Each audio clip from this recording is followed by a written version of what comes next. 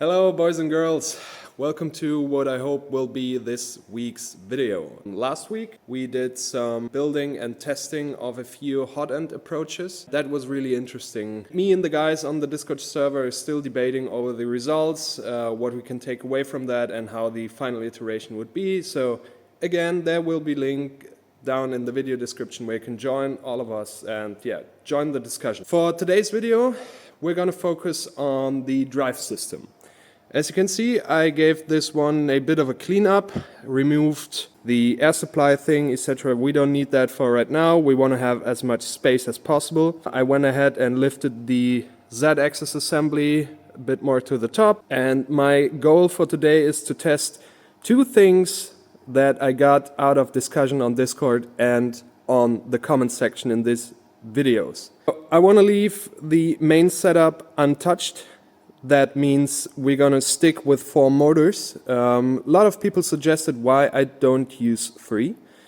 And in this specific arrangement, it is mostly opportunistic because I have this hole pattern in the granite.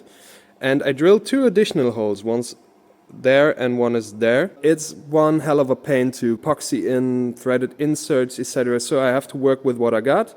And since this is all rectangular space, it was a no-brainer to go with a 4-motor solution. That has other advantages, at least I thought of when I was planning this. I have everything symmetrical and don't have to deal with weird angles, etc. So we'll see if that bites me now or not. So what I want to try today is 2 things. First of all is a lot of people suggested that I get rid of the springs and connect both motors that are making up one axis. So this combination and this combination. We can't get rid of the springs entirely because while just moving this axis may be a closed system with no lengthening in this axis cable, but once another axis is coming in, these have to grow in size. The main upside is that we don't have to extend the spring by this much.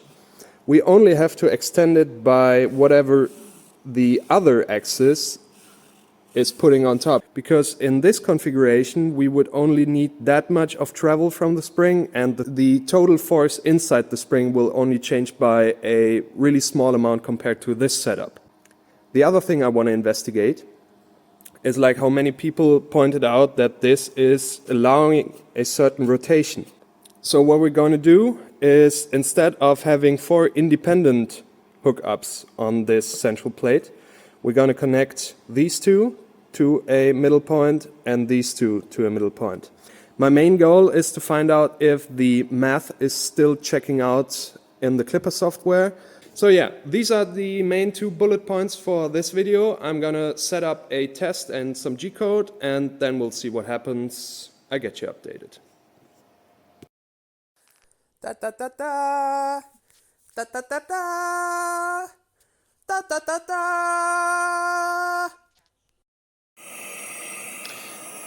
I can't really convey how much fun it is to play with this kind of air bearing stuff. This machine isn't leveled, so it's falling off.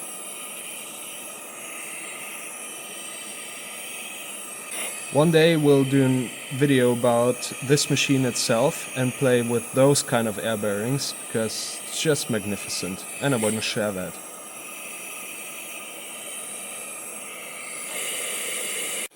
Alright, first test will be done. 400 millimeters a second printing speed, 20k accelerations and a jerk of 25 millimeters a second. I've placed these lines here so you can track the movement a bit better, and we'll do some slow motion footage.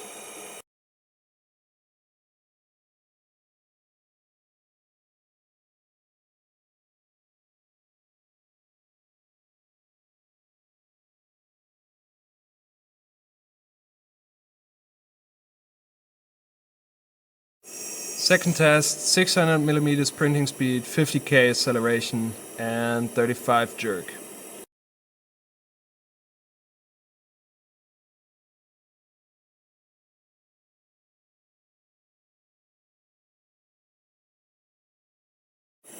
Third test will be ran at 800 millimeters a second print speed, 100k accelerations and jerk of 50.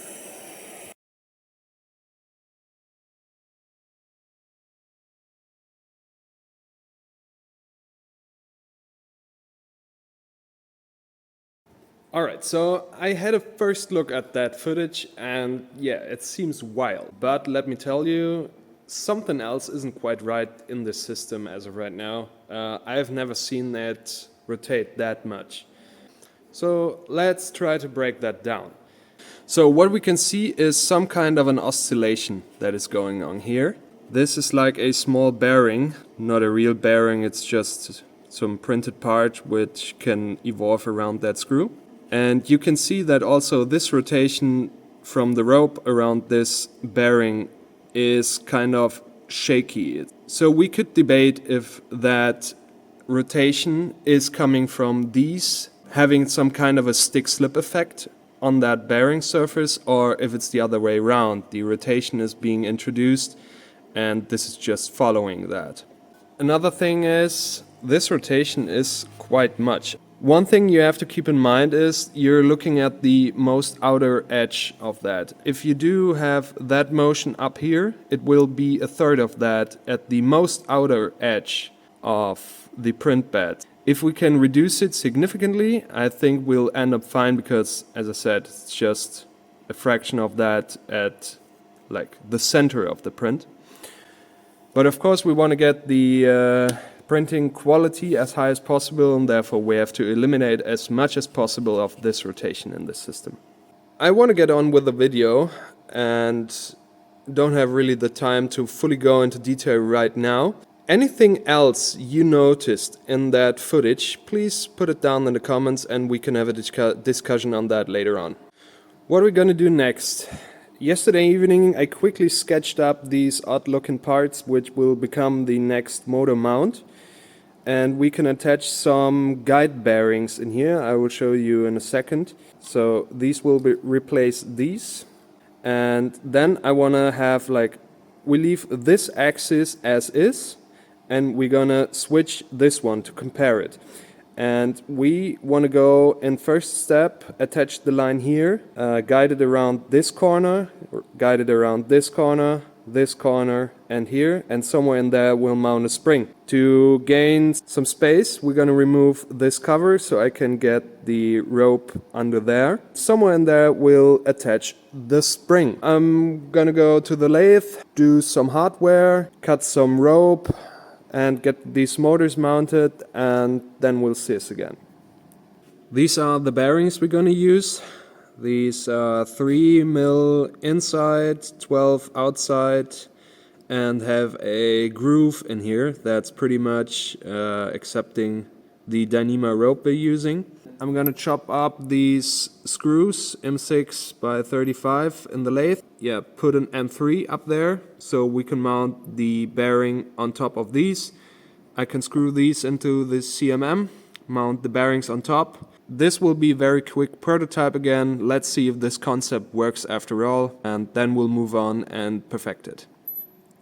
So before we have this on all 4 axes, etc., these had no bearing surface whatsoever. It was just a rope going through this carbon fiber filled material, and it worked pretty good, but I have no idea how much friction that added and how much stress it put on the cables, etc. Therefore, we explore this system. These are these groove type bearings, and I think I have to fiddle around with the axle distance. These are set too close to each other. So the rope doesn't really fit and it's being pinched up there in these 2 diameters. So next iteration will have 0.5 millimeter on top. This also allows me to have a very defined point where this leaves for math equations, but also I can exit at any angle I want. So just as a quick explanation before this is all built in.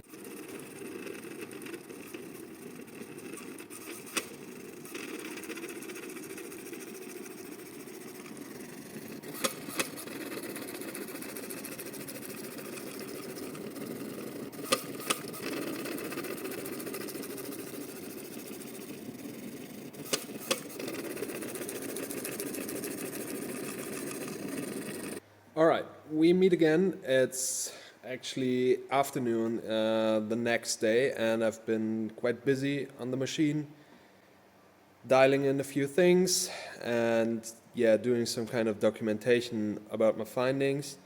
Yeah, as you can see, I've upgraded a few things since yesterday evening.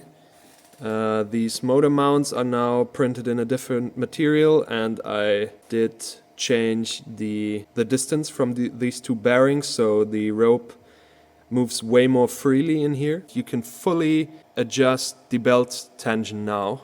I mean the cable tension, because this spring, like when we move in that direction, you can see what the spring is doing. The length of the spring is a constant. If we move in that direction, you can see how it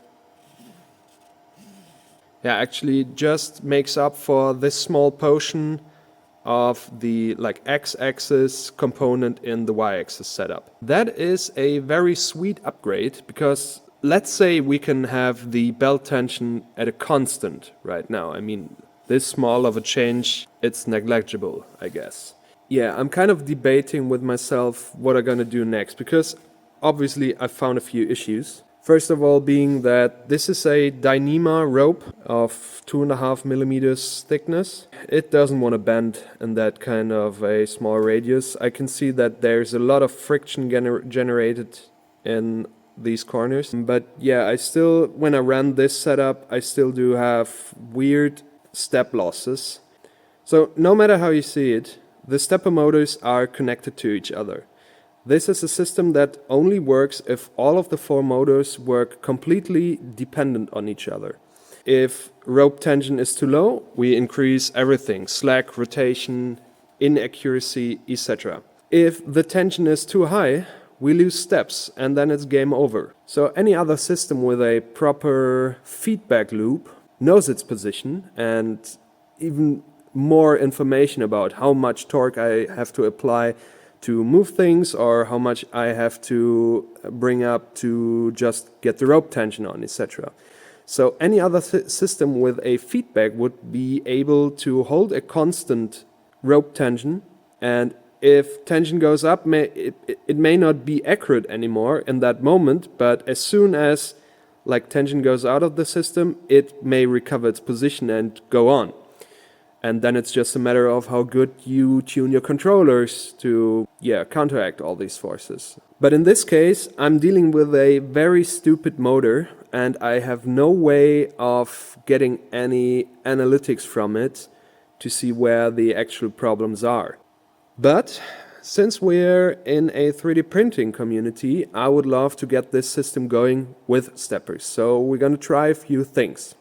I think this is a pretty good time to address a thing that pretty much of you guys pointed out. A constant force applied to each and every one of these steppers would be to have a weight hanging down there, which is like pulling with gravity on it. That's a very interesting system.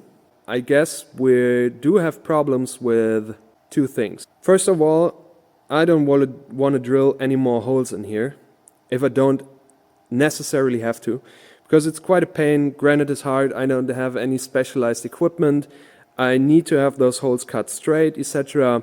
It would be a very cool system, but think about the accelerations we can achieve with this. So Earth gravity is around 9.8 meters per second squared. Yeah, we want to go way higher than that, and eventually what will happen is that those weights will be bouncing around.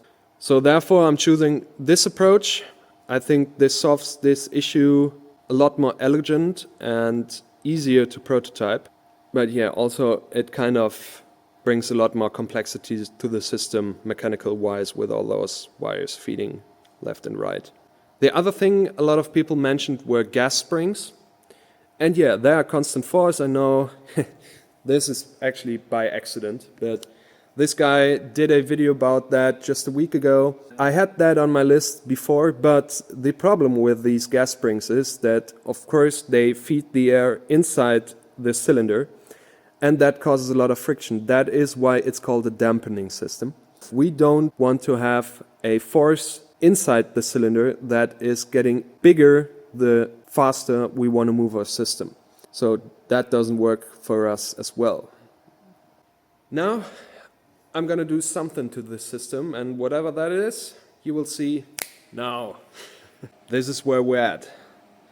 I've upgraded the system to have all the ropes installed via the same pulley system and those springs. As you can see, this is what that looks like. I had to do some sort of a crossover to not have the steep angle. I'm gonna insert some clips of it running, of me having a test early on.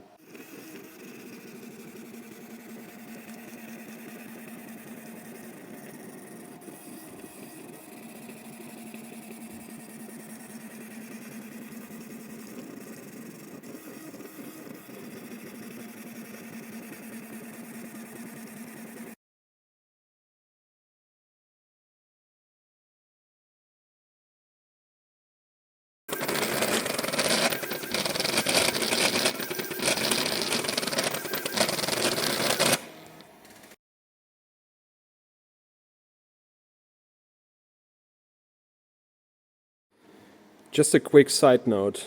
As I was testing, I hooked up the air and I heard a really loud bang when this completely separated from the print. It isn't a really good idea to hook up 8 bars of shop air to 3D printed stuff. Always use a regulator inline. Don't print stuff that is attached to your head or something. For example, pneumatic glasses would be a pretty bad idea. You don't hurt that hair. This system does solve a few issues we had earlier on, and it looks kind of badass. That's what I like most about it. But I haven't done a whole lot of testing. I've had that in the past. If I just print a circle of something, I can go way up with accelerations. But I did a few tests with actual Benchy G-code, and then it's somewhere tops like 200, 225k acceleration. That's where we're at. And also, as I said earlier on, I don't have any data of the steppers. I don't know why they skip steps above that level. I don't really have any good idea how to find out. So again, I'm gonna take a break, think about what I just saw on there, and yeah, we're going from there. What we're gonna do now, what I said initially about my second big plan, we're gonna take this cable and connect it to a single point. I gotta do some wild prototyping for this because I have to extend the cable because these motors have to be in line with the connection point, and I set it up, if you see it like this axis is lined up with this spot, but obviously the other isn't. So what I'm gonna do is take these two motors and set it one row apart, and then it's pretty much where we need to be, but I'm missing a drilled hole there, and it was kind of a mess to get the first one there, I mean these two. We're gonna do, as I said, some rapid prototyping, and then we're gonna compare what it will do rotation-wise on the air bearing. Maybe, just maybe, the limiting factor of the whole system is actually the rotating, because it's gonna put a lot of inertia on the motors, create some forces that are unnecessary, and maybe that's what's triggering the steppers into losing steps. So we're going to do that and see where our limits are.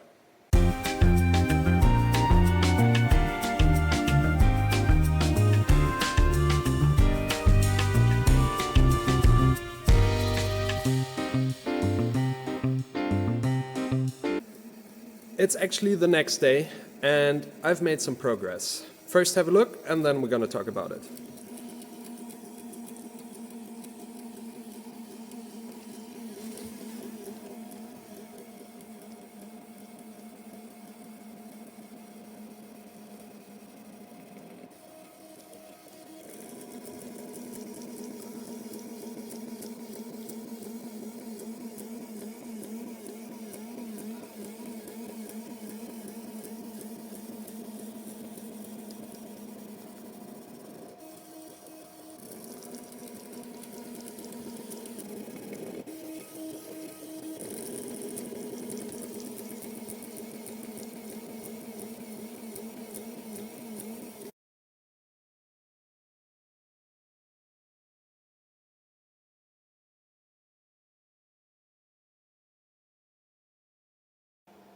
First and foremost, I think we just solved the rotation issue.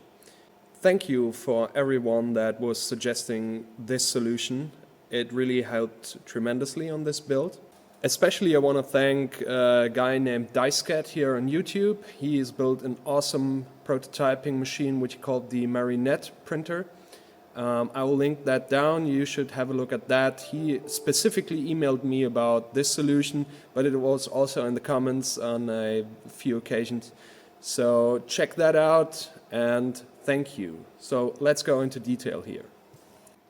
Very quickly, let's try to identify what's happening here.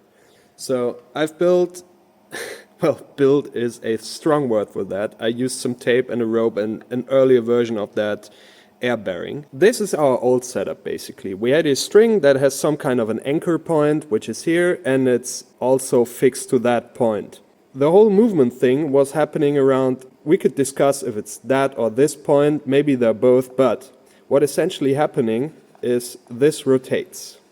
We could simplify everything by saying that this is tracing some kind, if you take this as a reference line, the length of it, this follows a sine wave.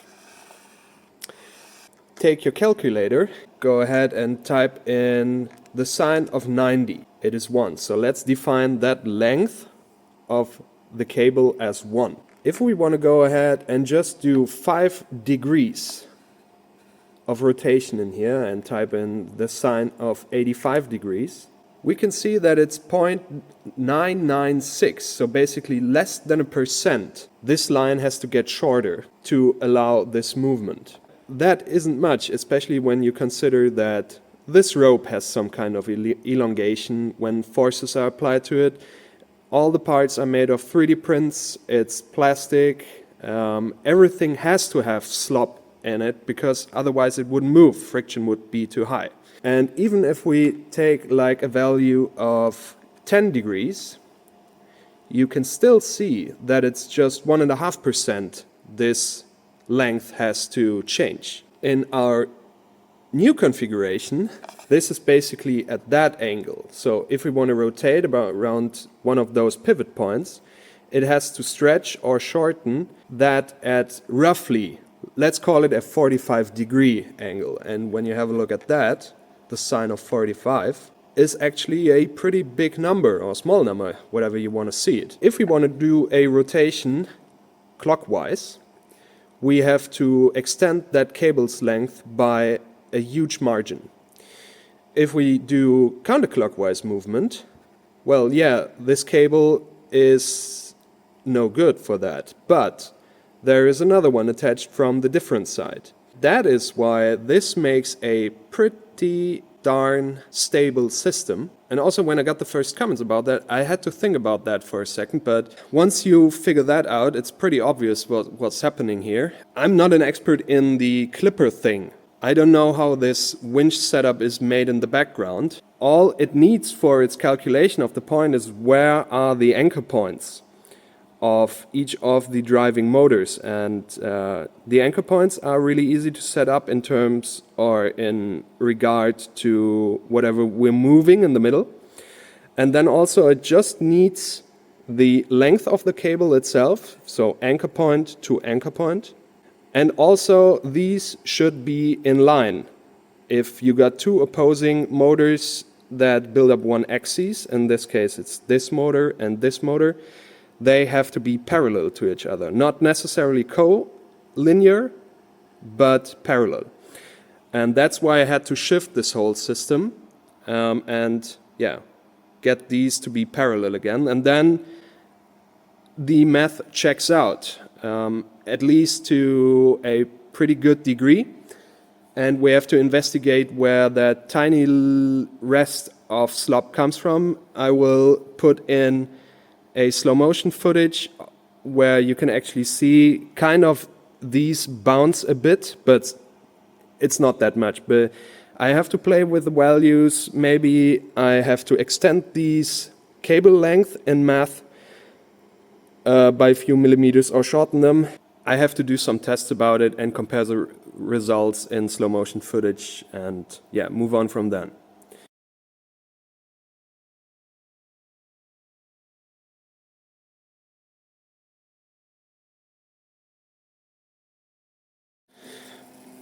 So what we're doing now is I try to find the limits of this motion system, and the main thing that kept me up last night is, does the actual maximum acceleration depend on where the system is moving? So I set up this G-code, which is basically just going back and forth the max values just in one axis right now, and this is a pretty good time to have a look at the spring system. If you see, this spring down there is for the x-axis, and it's actually the length of the spring is constant, but it's moving along the path. This is the spring for the y-axis, and you see it's stable in place, but this is what it has to correct. Also, you can see it on the motor itself, what he's doing. So I'm gonna find the limits of this, moving in parallel to one axis, and then I'm going to switch this up and move at a 45-degree angle and see if the interaction between 2 and 4 motors does make a difference and if they contribute to the problem of losing steps. This is what a test looks like.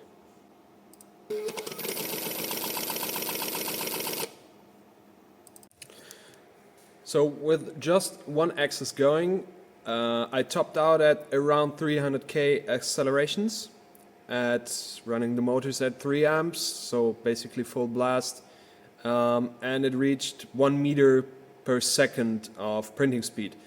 We could go way higher, even with 2 meters that worked, but I don't see any point in that because, like, just for benchy purpose, you won't ever reach this speed except for a few parameters. So going from 1K to 2K printing speed takes maybe a couple of seconds, but also it puts double the stress on the extruder because it has to essentially double the flow on the outer wall. So yeah, let's keep it at 1 meter per second. And as I said, it's around 300k acceleration. It tops out and loses steps. So let's get back to doing that motion in 2 axes and see if that's the same value or higher or lower. Let's see.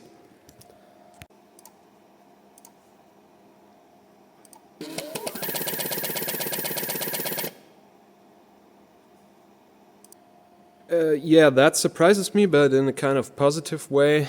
So I'm gonna run this test again. As you can see, I got 400k in the acceleration tab and a jerk of 10 millimeters a second. And we're gonna run the code again. No, this time not. I heard something skipping. So as you can see, it's pretty much on the limit there.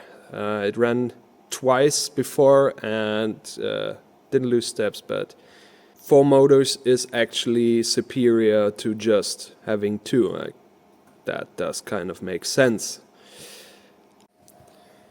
Yeah, and now we're going to close this testing, and afterwards we're going to wrap this video up with some benchy G-code, which is sliced with a decent time, like 6 minutes or something, and then we're going to step up until something breaks or catches fire or anything else that would be pretty funny.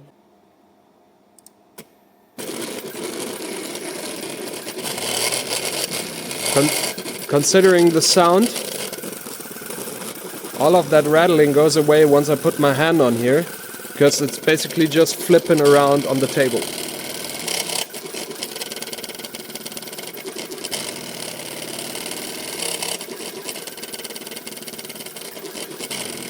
This is 800 millimeters printing speed, max, and 150k acceleration. Let's make that 175.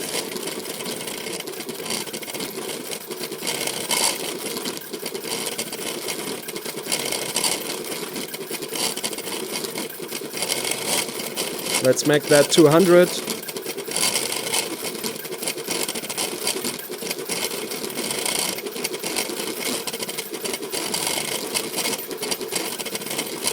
$225.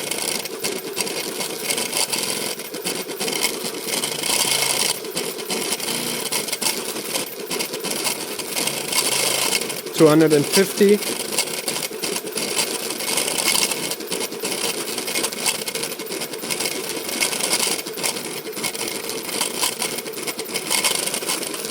To 75.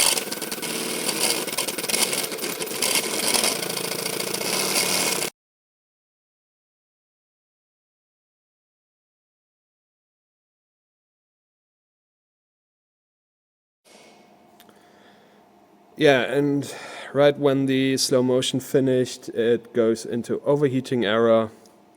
Yeah, we topped at 275, but that's just half of the story. That was only at 10 millimeters a second of square corner velocity. I need a lot of active cooling of some sort to run these tests efficiently in the future. So I guess cooling and hot end stuff will be one of the main priorities for next week. Next week I'm planning to do a first benchy, I guess. That's at least what I got on my schedule. So we need cooling there, and a lot of cooling there, and some air here. So what does all of this mean? First of all, I'm really impressed with how far the Core XY systems are maximized in their performance, or also the Cartesian printers like the Ender 3s we have seen, or the Vorons, etc. It's been really tough to even match those numbers, even with the inertia this printer has to move, and the friction that is created should be a lot lower than what those guys have to deal with. So I've got a lot of testing in front of me, and of course we don't even use input shaper or anything. That is making a huge difference in terms of inertia to the motors, etc. So there is so much more to improve and to go deeper in this rabbit hole. But to answer the main question, is it possible to 3D print a sub 1 minute benchy? I think this will be pretty tough to do it with this exact setup. Tying some records, going sub 2 minutes, I think that's possible with loads and loads of testing. Cutting that time in half seems like a real stretch. The thing I want to throw at the community is, of course, we're going to do a whole lot of fine-tuning, etc. But do you think we should change the setup of motors and drivers? Give us a better chance?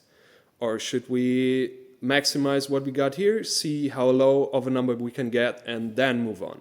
I want to stick to the rules of the Benchy challenge and use steppers, because I think it's actually important to stay in an environment that everyone can use, and that is why we're using steppers in the first place, and also not a pellet extruder or something like that. We want to push the technology everyone can afford, and it's easy to integrate into the existing systems. But what is your guys' opinion? What should we do? Should we go down in motor size, or try going down in motor size? Should we go for NEMA 8 because it has lower rotor inertia? Or should we go to a NEMA 23? Should we even consider going to a full blast industrial stepper solution? So I don't even know what the official rules say about closed loop feedback. So are we already in servo territory once the stepper knows actually what he's doing? The most important thing is, what does community say? Yeah, also, if we're going to continue with this setup anyway for the time being. But if you're a company, or you know a company that is building a stepper driver system that would be a perfect fit for this machine, write me an email and we'll see what we can do about it and maybe test that. Main criteria is that it would be applicable to this system and integratable, but also if it is kind of affordable and usable for the other community, that would serve a greater purpose. Another thing I want to address right now is you guys decided on a name for this machine, And I checked it yesterday evening, was like 35 upvotes for this comment. So I guess in the future, this will be the Minuteman. Yeah, and while I think it's a bold move to actually assume its gender without having a proper look down at the cabinet, yeah, I kind of like that name. There were a few other names I liked a lot. That was the BMM, the Benchy making machine, or the Benchy Seraptor, or something like that. But I think the Minuteman is pretty cool. There is still a link down to the Discord server. An ever-growing community of people is showing off their projects and discussing that one. So, and regarding the name, if someone wants to do a logo for that machine, I could like plot some stickers, etc., and we'll make it legit. In terms of the giveaway, I'll contact the user that made that post, see where it's located, and I think we're gonna do the stuff I'm gonna put in the package, reveal that next week, but first I gotta find out the address, etc. Yeah, congratulations on choosing a name. Last thing for today is schedule-wise. I think the two main issues of extruding plastic and motion system are kind of iterated in a alternating scheme. Now the motion system has done a lot of progress and is able to keep up again with how much plastic we can extrude. So for next week, I want to do a crude setup of mounting the extruder to the existing Z-axis, etc. And then I want to test the whole system and actually 3D print a first Benchy on this machine. If we do sub 10 minutes next week, I'm pretty pleased with the result. We have to do so much babysitting on the machine for so many little things. I have to address G-code, etc.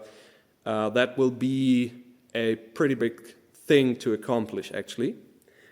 But yeah, progress is made in tiny steps, and we want to check out, is the movement system doing its job correctly? What kind of surface quality can we achieve with it? Does my print bed work? Does the Z-axis behave? Everything regarding that topic we're going to find out next week. Then we can move on to improving. I think that's it for this week. Again, thank you so much for everyone that contributed to the latest step in progress. I really appreciate all your comments. I read every single one of them, even though I didn't reply to all of them. It's a pleasure to have you guys around, and yeah, let's continue with the Minuteman. Bye-bye.